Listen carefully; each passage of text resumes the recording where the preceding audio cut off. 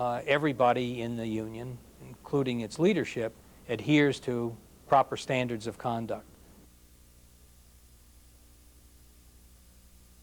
There are essentially 4 elements to Project Rise. The first is to establish clear, concise standards of conduct that are based on trade union values that can be easily understood by Teamster leaders and members. The second element of Project Rise is to educate the membership and the leadership of this union about what those standards are and what the procedures are that have been put in place to enforce the standards.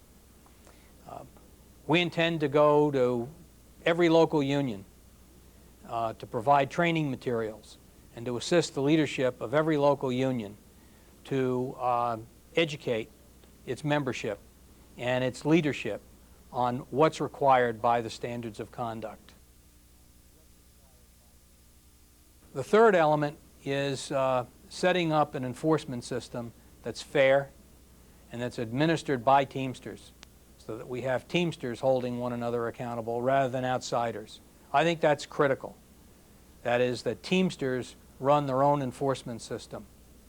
Because if you have to bring in outsiders and turn over the responsibility for enforcement to people outside the union, it means essentially that you can't be trusted. We want to overcome the misconception that Teamsters can't be trusted.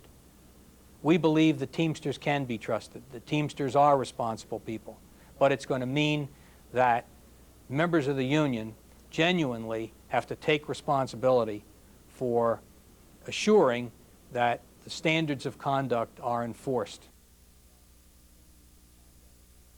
The fourth element of the plan is to do a nationwide study to determine exactly how much organized crime there is or isn't any longer in this union. This union has been the victim of a lot of misconceptions about the extent to which organized crime is present. Conditions have changed over the last 10 years. Nobody has done a study to evaluate how much progress has been made. Project Rise is currently undertaking that study to compare conditions today to what they were 10 years ago. At the beginning of Project Rise, we created a task force, 22 men and women who were selected to represent 1.5 million members. A very difficult task.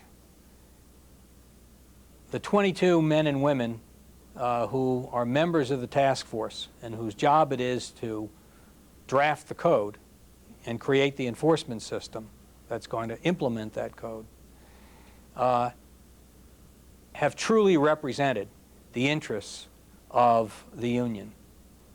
They come from all segments of the union, geographically, from every level of the union, from 2 members or 3 members now, the General Executive Board, to rank and file Teamsters.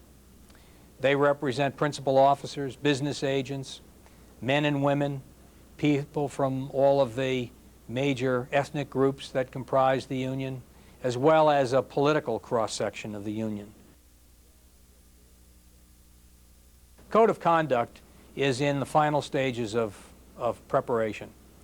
It has gone through 2 drafts at this point. The second draft has been circulated throughout the entire International Union for comment.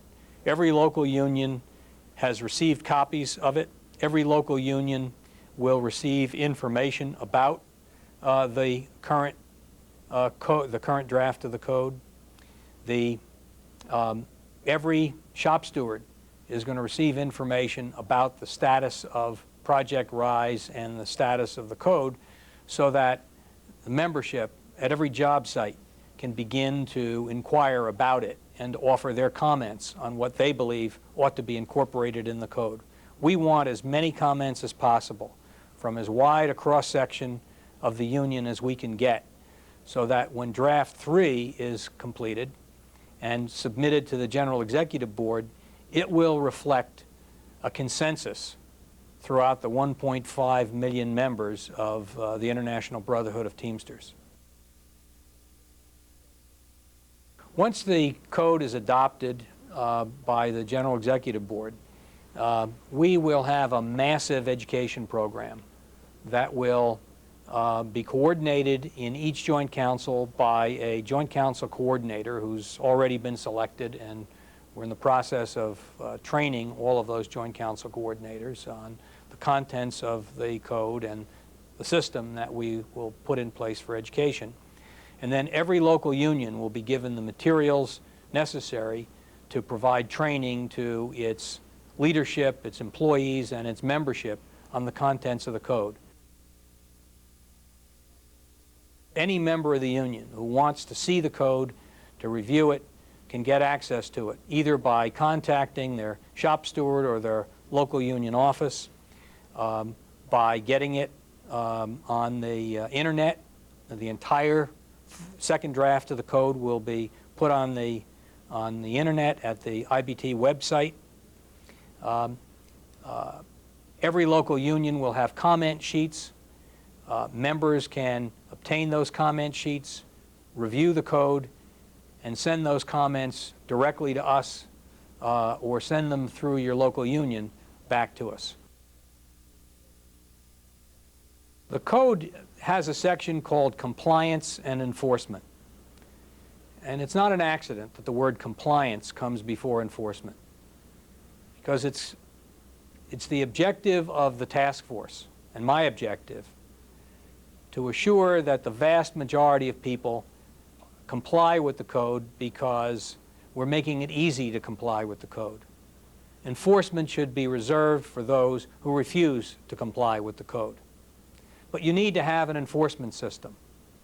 You need to have an enforcement system that's fair and one that everybody in the union believes represents the interests of the union and is not designed to attack the political enemies of those who are in power, but operates in a fair, even-handed way to assure that those who have violated the code are dealt with properly.